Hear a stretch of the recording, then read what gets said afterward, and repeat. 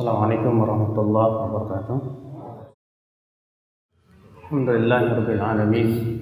Wassalatu wassalamu ala asyrafil anbiya wal mursalin nabiyina Muhammadin wa alihi wa sahbihi wa man tabi'ahum bi ihsanin ila yaumiddin. Asyhadu an la ilaha illallah wahdahu la syarika lah wa asyhadu anna Muhammadan 'abduhu wa rasuluh. Qala Allah ta'ala fi kitabihil karim, ya ayyuhalladzina amanu taqullaha haqqa tuqatih wa la tamutunna illa wa antum muslimun, amma ba'd.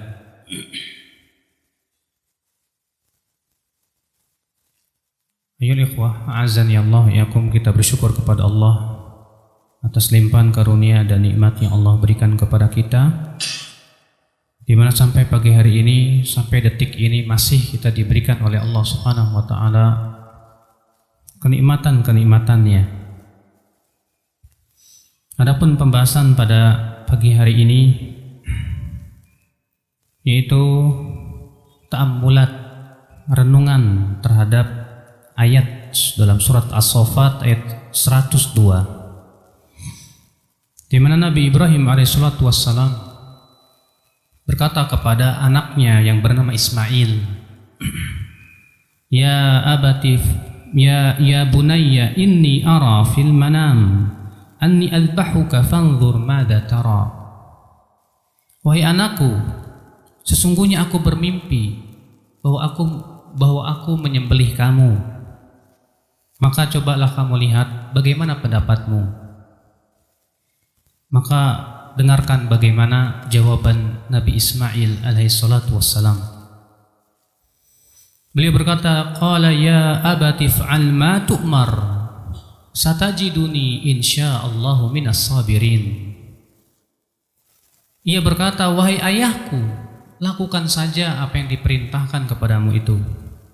Engkau akan mendapatkan aku termasuk orang-orang yang sabar. Kisah yang agung yang bisa kita petik padanya 3 hikmah yang besar. Hikmah yang pertama ya akhwat Islam, yaitu tentang bakti kepada orang tua.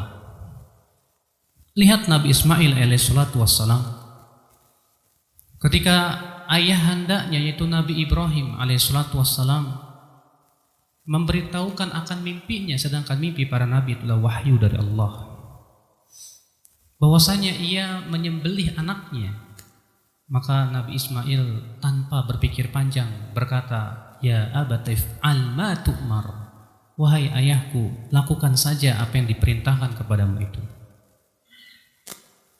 Ini sebuah asas, perkara yang sering ditekankan oleh Islam untuk berbakti kepada orang tua. Terkadang ada orang tua berkata, anak saya setelah ngaji, kenapa kok sikapnya menjadi kasar kepada ayahnya? Yang satu berkata, saya punya orang tua sulit sekali untuk dinasihati. Ternyata setelah diperhatikan, sikap anak tersebut kepada ayahnya tidak baik. Ikhwatul Islam a'azani Allah wa iyyakum.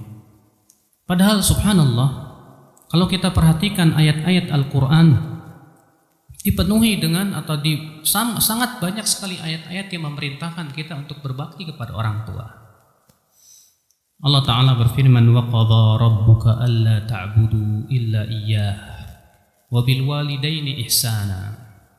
Wa qadha rabbuka, dan Rabbmu memerintahkan, alla ta'budu illa iyyah, itu jangan kalian beribadah kecuali kepada Allah. Wa bil walidaini ihsana, dan kepada kedua orang tuamu berbuat ihsanlah. Ikhwatul Islam azani Allah wa iyyakum. Selalu kalau kita perhatikan ayat-ayat Al-Quran memerintahkan berbakti kepada orang tua itu setelah beribadah kepada Allah. Kenapa demikian? Karena ini memang sangat sepadan sekali. Bukankah yang menciptakan kita adalah Allah? Naam. Dan bukankah sebab adanya kita adalah orang tua kita? Ya. Bahkan orang tua kita dengan penuh kesusah payahan mereka berusaha untuk mendidik kita dari kecil.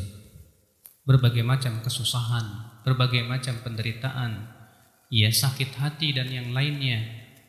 Mereka tak kenal payah untuk senantiasa sabar mendidik diri kita. Apalagi ibu kita ya akhal Islam azani Allah wa iyyakum. Allah Subhanahu wa taala menceritakan dalam Al-Qur'an bagaimana penderitaan yang dirasakan oleh seorang ibu ketika ia mengandung anaknya. Hamalathu ummuhu wahnan ala wahnin. Ibunya mengandungnya kelemahan di atas kelemahan. Tanyakan kepada ibu, bagaimana rasanya mengandung saya waktu saya berada dalam kandunganmu, hai ibu? Pasti si ibu akan berkata, saya sulit untuk tidur, nak. Saya menghadap ke kanan, terasa tak enak. Saya menghadap ke sini, terasa tak enak. Tanyakan kepada ibu bagaimana rasanya sakitnya melahirkan kita. Pasti ibu akan berkata, ya sakitnya setengah mati, nak. Ya, mempertaruhkan jiwa antara hidup atau mati. Maka akhal Islam azani Allah wa iyyakum, tentunya orang yang paling berhak untuk kita pergauli dengan baik, berakhlak dengannya, tiada lain adalah orang tua kita. Walaupun orang tua kita misalnya ia jauh dari Allah, kita lihat orang tua kita misalnya banyak menyimpang daripada perintah Allah, tapi pandanglah orang tua tersebut dengan pandangan kasih sayang, bukan dengan pandangan kebencian. Lihat Sa'ad bin Abi Waqqas radhiyallahu anhu arba'ah. Ketika ibunya berjanji dia tidak mau makan sampai Sa'ad kembali kepada agama nenek moyang.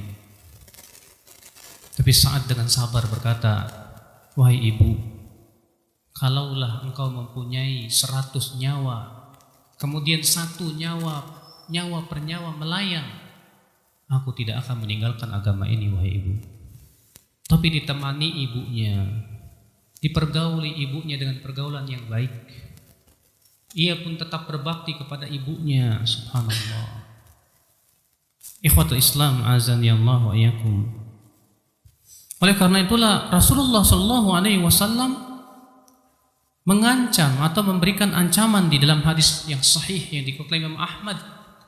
Beliau bersabda, saqiya asyaqiya abdun, celaka seorang hamba, adraka abawaihi, yang mendapatkan kedua orang tuanya sementara keduanya sudah tua renta, falam yudkhilahul jannah, ternyata tidak memasukkan ia ke dalam surga. Dan meriwayat Imam Ahmad yang lainnya dengan lafaz bahwasannya Nabi SAW naik ke mimbar, lalu kemudian tiba-tiba Rasulullah SAW berucap amin, amin, amin. Kemudian para sahabat berkata, alama amanta ya Rasulullah, apa yang kau aminkan wahai Rasulullah? Maka Rasulullah bersabda, tadi Jibril datang kepadaku dan berkata, ya Muhammad kul amin, wahai Muhammad katakan amin. Radima anfum ri'in, semoga terhina seorang, adraka abawaihi, yang menemukan kedua orang tuanya atau salah satunya yang sudah tua, falam yudkhilahul jannah, ternyata ia tidak memasukkannya ke dalam surga. Qul amin, kata Rasulullah amin. Yang berdoa siapa? Malaikat Jibril, sebaik-baiknya malaikat.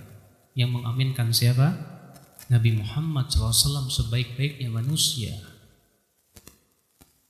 Subhanallah, ikhwatul Islam azani Allah wa iyyakum. Berbakti kepada orang tua ya akhwat Islam adalah dengan beberapa cara yang ditunjukkan oleh Al-Quran dan hadis Nabi Sallallahu Alaihi Wasallam. Yang pertama yaitu mentaati orang tua kita dalam perkara yang ma'ruf. Sebagaimana sudah kita sebutkan tadi ayatnya, bagaimana Nabi Ismail mempraktekkan perintah orang tuanya, Nabi Ibrahim alaihissalatu wassalam. Dan ingat akhi, melaksanakan perintah itu pada asalnya hendaknya secepat mungkin tanpa ditunda-tunda. Lihat ketika Nabi Ibrahim berkata, wahai anakku, aku bermimpi melihat aku diriku menyembelih dirimu. Fanzur madza tara, coba kamu lihat bagaimana pendapatmu wahai anakku. Maka Nabi Ismail segera menjawab dengan tanpa menunda-nunda, dengan tanpa berpikir atau bertanya kenapa tidak. Nabi Ismail berkata, "Ya abati fa'al ma tu'mar." Wahai ayahku, lakukan saja apa yang diperintahkan kepadamu itu. Ikhwata Islam azani Allah wa iyyakum. Namun ya akhi, mentaati orang tua tentunya diikat dengan ma'ruf. Karena siapapun manusia apabila memerintahkan kepada yang mungkar, maka tidak boleh kita mentaatinya. Rasulullah SAW sabda, la ta'ata li makhluqin fi ma'siyatil khaliq. Tidak boleh kita mentaati makhluk di dalam rangka memaksiati Allah Subhanahu wa taala. Allah juga berfirman, wa in jahadaka ala an tusyrika bima laisa laka bihi ilmun fala tuti'huma. Apabila keduanya memaksa kamu ya untuk mempersekutukan Allah dengan apa-apa yang kamu tidak punya ilmu padanya, fala tuti'huma. Jangan kalian mentaati keduanya. Wasahibhuma fid dunya ma'rufa. Tapi pergaulilah kedua orang tuamu itu di dunia ini dengan cara yang ma'ruf. Subhanallah, ikhwatul Islam azani Allah wa iyyakum. Bahkan akhwat Islam, Rasulullah SAW menganggap bahwa berbakti kepada orang tua itu adalah merupakan jihad. Sebagaimana ada seorang pemuda meminta izin kepada Rasulullah SAW untuk ikut berjihad. Lalu Rasulullah bertanya, ahayyun walidak, apakah kedua orang tuamu itu masih hidup? Kata Rasulullah, masih ya Rasulullah. Kata Rasulullah, irji fafihi mafajahid. Pulanglah dan berjihadlah ya kepada orang tuamu itu. Bakti kita kepada orang tua dinilai jihad. Subhanallah. Bahkan bakti kita kepada orang tua, ikhwatul Islam azani Allah wa iyyakum, sangat besar pahalanya di sisi Allah Subhanahu wa taala. Karena ya akhwat Islam, bakti kepada orang tua diberikan balasan oleh Allah di dunia dan akhirat. Sebagaimana durhaka kepada orang tua diberikan balasan di dunia dan akhirat. Kata Rasulullah, itsnan, ada dua dosa.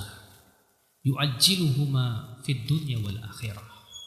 Allah percepat sanksinya di dunia dan di akhirat. Apa itu? Yang pertama, zulm, kezaliman. Yang kedua yaitu uququl walidain, dan durhaka kepada orang tua kita. Ikhwata Islam azani Allah wa iyyakum. Maka setiap kita tentu berpikir bagaimana sikap kita kepada orang tua kita. Kita alhamdulillah selama ini sudah banyak ya mengkaji ilmu-ilmu Islam. Kita alhamdulillah sudah mengetahui banyak sekali dalil-dalil tentang bagaimana pentingnya berbakti kepada orang tua. Namun terkadang akhi, memang ya suatu amal itu semakin berat, ya, semakin besar pahalanya semakin berat ya. Besar pahalanya berbakti kepada orang tua, tapi ternyata godaan setan untuk ya melaksanakannya berat juga. Apalagi kalau antum Masya Allah, subhanallah ya, dicoba dan diuji oleh Allah dengan orang tua yang nyebelin, orang tua yang keras, orang tua yang suka sumpah serapah, orang tua yang keras terhadap anak-anaknya. Ada lagi seorang anak diuji dengan orang tua yang sudah tua dan dia tidak mampu apa-apa, hanya bisa marah-marah. Wallah, ini ujian yang berat buat Anda dan buat kita. Diuji kita bagaimana bakti kita kepada orang tua kita. Padahal ya kewajiban kita sebagai seorang anak berusaha bagaimana caranya berbuat ihsan kepada orang tua kita. Maka yang pertama ini ya akhi, mentaati kedua orang tua kita dalam perintah-perintahnya selama itu tidak menyelisihi perintah Allah dan Rasulnya. Yang kedua, berbakti kepada orang tua adalah dengan cara berbuat ihsan. Allah berfirman, wabil walidaini ihsana, dan kepada kedua orang tuamu hendaklah kamu berbuat ihsan. Sebatas kita tidak menyakiti kepada orang tua tidak cukup. Yang penting saya tidak menyakiti orang tua saya. Tapi Allah mengatakan wabil walidaini ihsana, dan hendaklah kepada kedua orang tuamu berbuat ihsan. Allah di dalam Al-Quran, di dalam ayat ini tidak menjelaskan makna ihsan. Syekhul Islam mengatakan bahwa setiap syariat atau dalil yang tidak ada batasannya dalam syariat, maka batasannya dikembalikan kepada adat istiadat. Maka setiap yang bermakna ihsan menurut adat kita, maka itu yang diperintahkan oleh Allah selama tidak bertabrakan dengan Al-Quran dan hadis Nabi Shallallahu Alaihi Wasallam. Terkadang akhi, suatu adat kepada adat yang lainnya berbeda-beda. Di satu adat dianggap suatu perbuatan kepada orang tuanya dianggap lumrah, tapi di adat yang lainnya itu tidak lumrah. Mungkin di suatu tempat seorang anak memanggil bapaknya dengan panggilan namanya sudah biasa, tapi di tempat yang lainnya tidak demikian. Maka seperti ini tentu dikembalikan kepada urf, kata para ulama. Apa itu? Itu adat istiadat. Maka Allah memutlakkan di sini wabil walidaini ihsan. Ihsan di sini berbentuk nakirah. Dan nakirah mempunyai makna umum, berarti semua masuk padanya perbuatan ihsan. Kita mengirimi uang misalnya tiap bulan. Kita berbuat baik dengan cara apa? Kita berusaha untuk memperhatikan kebutuhan orang tua kita. Adalah Abu Hurairah radhiyallahu anhu arba, setiap pagi dan petang mendatangi rumah ibunya dan berkata, "Assalamu alayki ya ummah. Apakah ada sesuatu yang bisa aku bantu, hai ummah?" Apakah kita pernah ya akhwal Islam, setiap hari misalnya kita datangi orang tua kita, tanya keadaannya, bagaimana keadaanmu ibu? Ada sesuatu yang bisa saya bantu? Berapa kali dalam seminggu kita melakukan itu, Pak? Terkadang dalam seminggu pun kita jarang bertemu dengan orang tua kita. Kita sudah disibukkan dengan anak istri kita. Kita sudah disibukkan dengan pekerjaan kita, dengan dunia kita. Setelah itu kita lupa kepada orang tua. Ikhwatul Islam azani Allah wa iyyakum. Ali bin Husain, seorang tabi'in, dia berkata, aku selalu menemani ibuku ketika makan. Aku selalu berbakti kepada orang tuaku, yaitu kepada ibuku. Tapi aku tidak menemani ibuku ketika makan. Ketika ditanya, kenapa hai Ali? Kata Ali bin Husain apa? Akhsya an akhudha luqmah. Aku khawatir, saya takut mengambil makanan yang ternyata ibuku lebih dahulu melihat makanan itu. Sehingga akhirnya saya khawatir saya durhaka kepada orang tua saya. Masya Allah, subhanallah. Sampai-sampai beliau takut kalau beliau mengambil makanan yang ternyata ibunya sudah melihat makanan itu dan beliau menginginkan, ternyata didahului oleh kita. Sampai-sampai demikian Ali bin Husain takut dan khawatir sekali. Subhanallah, ya ikhwatal Islam azani Allah ya. Lihat bagaimana kisah 3 orang yang masuk ke dalam gua. Lalu kemudian yang pertama bertawassul dengan amalan salehnya. Ia berkata, ya Allah, ya Rabb, dahulu aku punya orang tua yang sudah renta, dan aku tidak pernah mendahulukan siapapun di atas orang tuaku. Suatu malam aku terlambat pulang. Kudapati orang tuaku sudah tidur. Lalu kemudian aku pun memeraskan susu untuk kedua orang tuaku. Aku bawa susu itu, ternyata keduanya sudah tidur. Dan aku tidak mau mendahulukan untuk memberikan minuman ini kepada istri dan anak-anakku sebelum orang tuaku. Maka aku tunggu sementara gelas itu di tanganku. Terus aku tunggu sampai subuh. Sampai keduanya pun kemudian bangun. Lalu aku berikan susu tersebut kepada orang tuaku. Setelah itu aku berikan kepada anak istriku.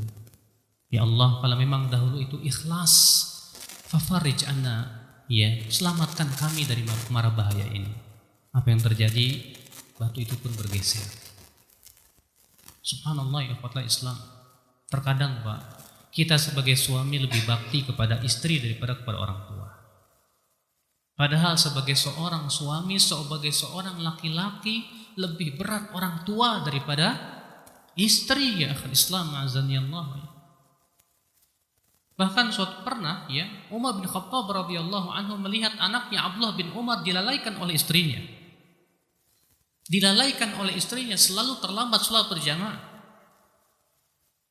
Umar melihat istrinya tidak baik. Maka kemudian Umar menyuruh anaknya untuk mentalak istrinya. Maka Abdullah bin Umar melapor kepada Rasulullah SAW. Ya, maka Rasulullah bersabda, taati bapakmu. Sampai demikian, seorang laki-laki hendaknya lebih mendahulukan orang tuanya daripada anak dan istrinya, ya akhul Islam azani Allah wa iyyakum. Maka ini ya, yang kedua yaitu wabil walidaini ihsan, yaitu berbuat ihsan kepada orang tua kita. Kemudian yang ketiga ya akhul Islam, berbakti kepada orang tua yang ketiga yaitu mengucapkan kata-kata yang lemah lembut, yang sopan santun. Allah Ta'ala berfirman, wala taqul lahuma uff wala tanharhuma wa qul lahuma qawlan karima. Jangan kamu katakan kepada orang tuamu uff. Apa itu uff? Kalau orang Indonesia nyebutnya apa ya? Cis, ya. Apa? Yang sifatnya apa? Membentak orang tua kita. Wala tanharhuma, jangan kalian bentak keduanya. Wa qul lahuma qawlan karima, dan ucapkan kepada kedua orang tuamu kata-kata yang mulia, kata-kata yang lemah lembut, yang penuh dengan sopan santun. Lihat Nabi Ismail alaihissalatu wassalam ketika diperintahkan oleh bapaknya, wahai anakku, aku diperintahkan untuk menyembelih kamu, aku bermimpi menyembelih kamu, bagaimana pendapatmu nak? Maka ia pun berkata dengan penuh kesantunan. Ia berkata, ya abadi, wahai ayahku, if'al ma tu'mar. Ya, satajiduni insyaallahu minas sabirin. Ya akhwat Islam azani Allah wa iyyakum. Kemudian ya akhi, yang keempat, berbakti kepada orang tua itu adalah dengan cara mendoakan mereka. Di dalam Al-Quran kita diajarkan untuk mendoakan orang tua. Allah berfirman, wa qur rabbirhamhuma kama rabbayani shaghira. Dan katakan, rabbirhamhuma, ya Rabb, sayangilah keduanya sebagaimana keduanya menyayangiku, mendidikku semasa aku kecil. Doakan kepada kedua orang tua kita ya akhwat Islam. Doakan kedua orang tua kita. Disebutkan dalam hadis yang disahihkan oleh Syekh Al-Albani rahimahullah bahwa ada seorang laki-laki yang diangkat derajatnya sangat tinggi di dalam surga. Kemudian ia bertanya, ya Rabb, dari mana aku bisa mendapatkan derajat yang begitu tinggi ini? Allah mengatakan, karena doa anakmu untukmu. Subhanallah ya akhwat Islam. Bukankah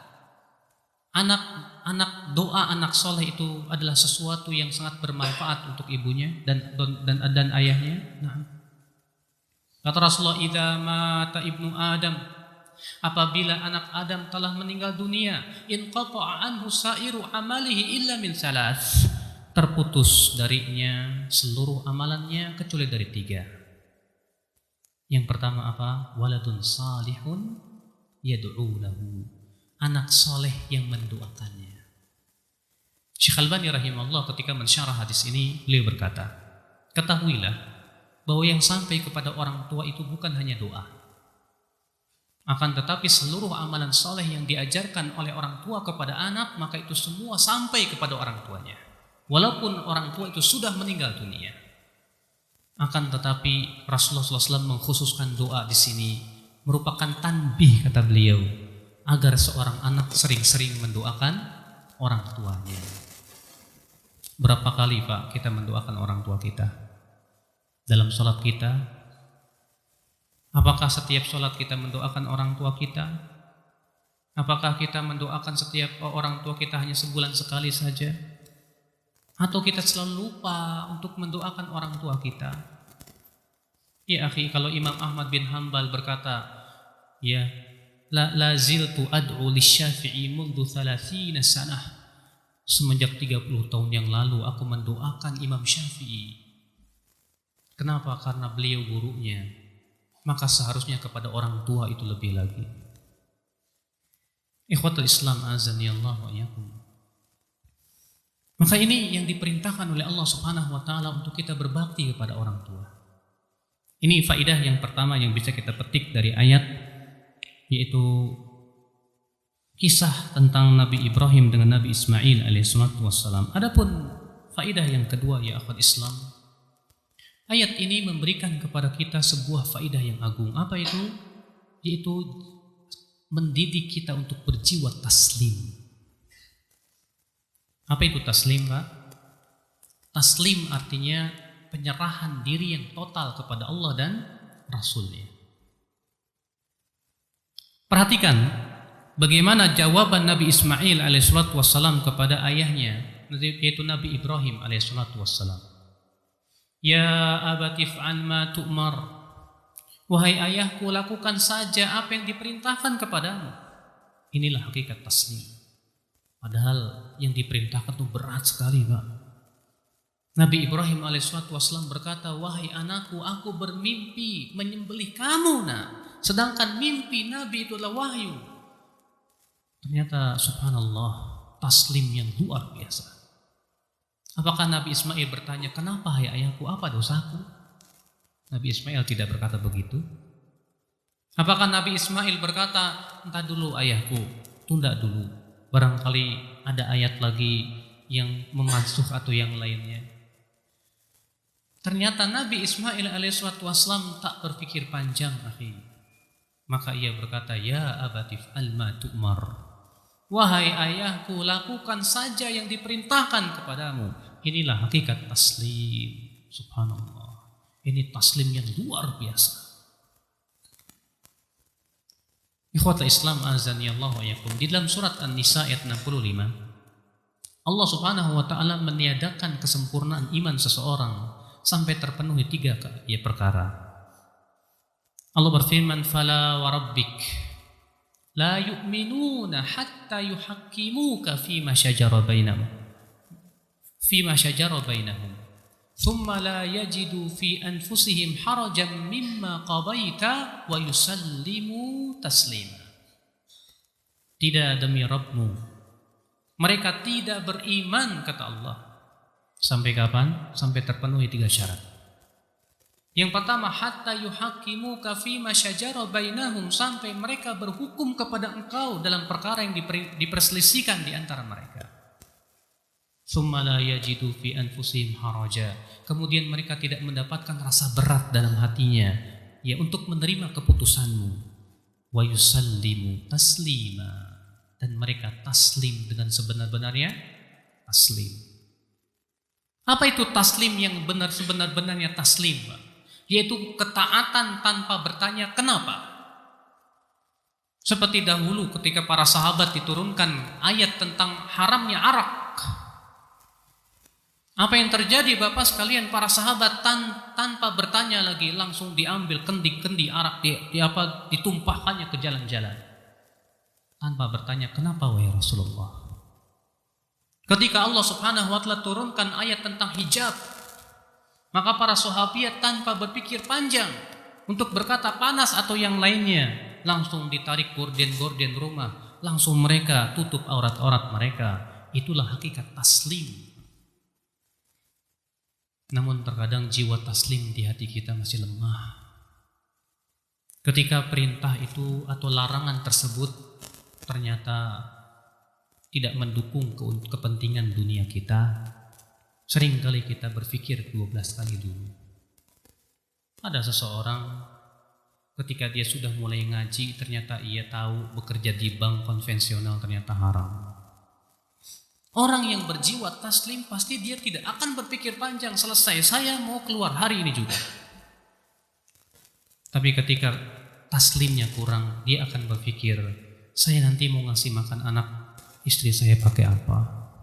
Seakan ia kurang yakin bahwa Allah yang memberikan rezeki kepadanya. Seringkali ya akhul Islam, jiwa taslim kita itu diuji oleh Allah Subhanahu wa taala. Kepada orang tua kita, di dalam sholat kita, di dalam segala macam kehidupan kita, terutama perintah-perintah Allah dan larangan Allah Subhanahu wa ta'ala. Jiwa taslim kita diuji terlebih Pak ketika di depan kita maksiat dan syahwat kita sedang tinggi dan tidak ada siapapun orang yang melihat kita. Disitulah jiwa taslim kita itu diuji betul oleh Allah Subhanahu wa ta'ala. Makanya lihat Nabi Yusuf alaihissalatu wassalam, di hadapannya seorang wanita bangsawan yang sangat cantik jelita. Tidak ada di kamar itu siapapun. Sedangkan Nabi Yusuf sebagai seorang pemuda yang tentu masih kuat syahwatnya. Tapi subhanallah, ya taslimnya di Nabi Yusuf alaihissalatu wassalam memang betul-betul teruji. Sedangkan kita belum teruji. Kita seringkali gugur di tengah jalan ya Islam azani Allah wa iyyakum. Maka Nabi Ismail alaihissalatu wassalam yang luar biasa taslimnya kepada Allah dan Rasulnya. Ia berkata, ya abatif alma tu'mar. Wahai ayahku, lakukan saja apa yang diperintahkan oleh Allah kepadamu itu. Akhal Islam, untuk melatih jiwa taslim ini ya akhi, butuh kepada akidah. Melatih jiwa taslim dan menumbuhkan jiwa taslim ini akhi, butuh kepada keimanan kepada Allah. Makanya sebagaimana sudah saya kaji ya tadi malam, seseorang tidak akan tumbuh jiwa taslimnya kecuali dengan iman kepada Allah dan hari akhirat. Semakin ia mencintai Allah, semakin ia mengenal Allah, semakin ia berharap kepada Allah, takut kepada Allah, saya yakin Pak, pada waktu itu jiwa taslimnya semakin kuat dan semakin ia rela untuk diatur oleh Allah Subhanahu wa ta'ala. Dan itulah yang ditunjukkan oleh sabda Rasulullah SAW, man radhiya billahi rabba wa bil islami dina wa bi Muhammadin sallallahu alaihi wasallam nabiyya wajabat lahul jannah, kata Rasulullah. Siapa yang ridha Allah sebagai Rabbnya. Apa makna ridha Allah sebagai Rabb? Antum ridha Allah sebagai Rabb? Tapi apa konsekuensinya? Konsekuensinya berarti kita harus ridha dengan keputusan dan ketentuan Allah. Konsekuensinya berarti kita harus mau diatur oleh Allah. Kenapa? Karena kita ridha Allah sebagai Rabb, dan Rabb artinya pemilik. Karena kita yakin bahwasanya kita milik Allah Subhanahu wa ta'ala. Lihat jiwa taslim yang disebutkan dalam ayat yang lain ketika Allah Subhanahu wa ta'ala mengatakan wa basyiris sabirin, berikan kabar gembira tentang orang-orang yang kepada orang-orang yang sabar itu, alladzina idza asabatkum musibah qalu inna lillahi wa inna ilaihi raji'un. Itu orang-orang yang apabila ditimpa musibah mereka berucap inna lillah. Kenapa kita disuruh untuk mengatakan inna lillah? Apa makna inna lillah? Inna lillah artinya sesungguhnya kami milik Allah. Kenapa kita diperintahkan ketika ditimpa musibah berucap inna lillah wa inna ilaihi raji'un? Karena ya akhal ini Islam ini konsekuensi yang besar ya. Ketika seseorang berkata inna lillah, sesungguhnya kami milik Allah, berarti kita harus taslim kepada Allah. Berarti kita harus menerima semua yang ditentukan oleh Allah kepada kita. Berarti kita harus siap diatur oleh Allah Subhanahu wa ta'ala. Ikhwatul Islam, terkadang ketika kita dicukur oleh tukang cukur, muncul jiwa taslim kepada tukang cukur. Ketika tukang cukur berkata kepada antum, maaf Pak, kepalanya tolong dimiringin ke kanan sedikit. Antum pun tanpa berpikir panjang lagi, dengan penuh keikhlasan, dengan penuh kejujuran, antum gerakan kepala antum. Pernahkah kita mentaati Allah seperti itu ya akhwal Islam? Iya. Kemudian faidah yang ketiga di dalam ayat ini. Apa itu ya akhwal Islam? Bahwa ternyata untuk taslim butuh kepada kesabaran. Makanya kemudian Nabi Ismail berkata, satajiduni insyaallahu minas sabirin. Engkau akan dapati aku wahai ayahku insyaallah termasuk orang yang sabar wahai ayahku. Naam ya akhi. Untuk taslim kepada Allah dan Rasulnya butuh kesabaran. Sabar. Ikhwatal Islam azani Allah wa iyyakum. Ali bin Abi Thalib radhiyallahu anhu berkata, "As-sabru fil iman bimanzilatir ra'si fil badan." Sabar di dalam keimanan itu seperti kepala untuk badan. Sebagaimana badan tidak akan hidup tanpa kepala, demikian pula iman tak akan hidup tanpa kesabaran. Mentaati Allah butuh kesabaran tidak? Naam. Allah berfirman, wa'mur ahlaka bis-salati wastabir 'alaiha. Perintahkan keluargamu untuk salat dan sabarlah di atasnya. Ketika antum menjalankan sunnah Rasul, butuh sabar tidak? Iya wallah. Ketika antum berusaha melanggengkan suatu amalan saleh, butuh sabar tidak? Iya wallah. Ketika antum mau sholat dan berbagai macam terkadang berat di hati ada, butuh sabar tidak? Na'am Allah. Makanya Allah mengatakan, ya ayyuhalladzina amanu sabiru wasabiru warabitu. Ya, wahai orang-orang yang beriman, bersabarlah dan terus berusaha untuk kalian sabar. Kalau kita tidak bisa sabar ya akhul Islam, maksiat terpampang di mata kita, barangkali kita akan mudah kemudian gugur di tengah jalan. Kita hidup di zaman fitnah ya. Kemaksiatan di mana-mana, fitnah di mana-mana, syahwat di mana-mana. Kalau kita tidak diberikan oleh Allah kesabaran, mungkin kita akan terhempas dengan arus yang sangat dahsyat seperti ini. Ikhwatal Islam azani Allah wa iyyakum. Memang sabar itu ya akhi berat sekali. Makanya Rasulullah SAW memberikan perumpamaan sabar itu seperti sinar matahari. Beliau bersabda, as-sabru diya. Ketika Rasulullah mengatakan sholat itu nur cahaya dan sabar itu diya. Padahal nur dan diya itu adalah sesuatu yang hampir sama, cahaya. Tapi bedanya kalau nur itu cahaya yang tidak mengandung panas, sedangkan diya atau daw itu adalah cahaya yang mengandung panas. Antum lihat cahaya matahari panas, tapi bermanfaat untuk kehidupan manusia. Demikian pula kesabaran, panas.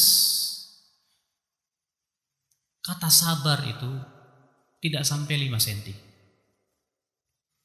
Tapi untuk mengaplikasikannya Pak, luar biasa. Butuh kepada kekuatan Pak. Ya. Sabar ketika mentaati Allah, sabar ketika menjauhi maksiat, sabar ketika kita ditimpa musibah-musibah dan malapetaka dalam kehidupan. Makanya subhanallah, pujian Allah kepada orang-orang yang sabar luar biasa. Allah berfirman, ya innallaha ma'as sabirin. Sesungguhnya Allah bersama orang-orang yang sabar. Maka ya akhal Islam, siapa yang ingin dijadikan sebagai imam dalam agama ini, hendaklah ia gunakan 2 perkara, ilmu dan sabar. Allah berfirman, وَجَعَلْنَا مِنْهُمْ أَئِمَّةً يَهْدُونَ بِأَمْرِنَا لَمَّا صَبَرُوا وَكَانُوا بِآيَاتِنَا يُوقِنُونَ. Dan kami jadikan di antara mereka menjadi imam ketika mereka sabar dan mereka pun yakin kepada ayat-ayat kami. Kata Ibnu Taimiyah, fabis sabri wal yaqin tunalul imamatu fid din. Dengan kesabaran dan keyakinan yang kuat, maka imamah dalam agama itu akan kita raih ya akhwat Islam. Mudah-mudahan ceramah yang singkat ini memberikan kepada kita pencerahan, memberikan kepada kita kekuatan. Yang pertama, untuk senantiasa kita ingat kepada orang tua kita dan berbakti kepada mereka. Yang kedua, agar kita berusaha untuk berjiwa taslim yang sempurna, taslim yang betul-betul menunjukkan kepada kepatuhan kita kepada Allah dan Rasulnya. Dan yang ketiga, mudah-mudahan ya akhi, kita diberikan oleh Allah kesabaran dan istiqomah sampai akhir hayat kita. Sabar di atas ketaatan, di atas sunnah, sabar di atas meninggalkan maksiat, sabar pula ketika musibah itu menerpa kehidupan kita. Sekarang kita belum mendapatkan ujian yang serius. Sekarang keimanan kita belum mungkin teruji oleh Allah. Allah berfirman, am hasibtum an tadkhulul jannah Walamma ya'tikum mathalul ladzina khalau min qablikum. Apakah kalian mengira kalian akan masuk surga sementara belum menimpa kalian yang menimpa orang-orang sebelum kalian itu? Massathumul Massathumul ba'sa wa dharra. Mereka ditimpa kesulitan, kesusahan. Wa zulzilu, kemudian mereka pun diguncang sampai-sampai Rasul dan orang yang beriman berkata, mata nasrullah, kapan pertolongan Allah itu datang? Kita sekarang masih diberikan oleh Allah kenikmatan demi kenikmatan dengan keimanan kita. Kita belum diuji, walaupun kita tidak mengharapkan ujian. Ya, kita hanya bisa berharap kepada Allah, ya Allah, berikan aku kesabaran untuk istiqomah sampai akhir hayatku. Subhanakallah bihamdika, asyhadu an la ilaha illa anta, astaghfiruka wa atubu ilaik. Wassalamualaikum warahmatullahi wabarakatuh.